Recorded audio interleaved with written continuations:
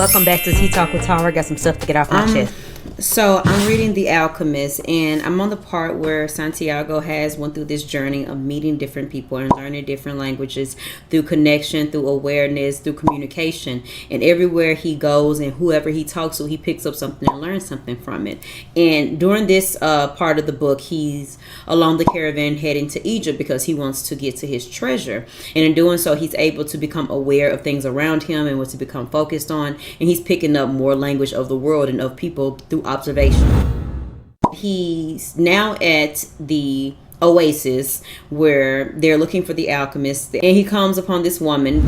The boy asks this woman, does she know what the alchemist is? The lady kind of hurried away from him because she was frightened by him, but she warned him, next time do not approach a woman in black, because if you do, she's a married woman. That is culturally inappropriate. And it reminded me of how cultures evolve over time.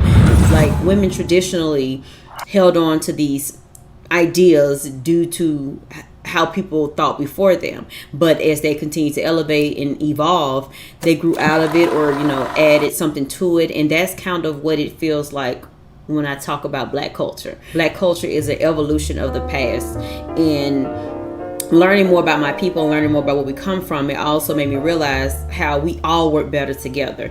I was reading about the Silk Road, which was a vast majority of routes that helped trade go from Africa, Asia, Europe, all different parts of the world, and it lasted for about 1,600 years. And during that time, they traded not only goods like teas and porcelain, wool, spices, things like that, but they also traded language. They also traded religion, tradition, spirituality, customs, culture, and they intertwined and they mixed together, and it grew the civilizations, it grew cultures, it grew minds, because they also brought in technology, advancements, architecture, language, things like that. And so when I look at the state of the world and where we are now, why we are so divided, and I know so many black people feel like we should be called this, we should be called that, and there is so much division, but we have to realize that we were never all just one.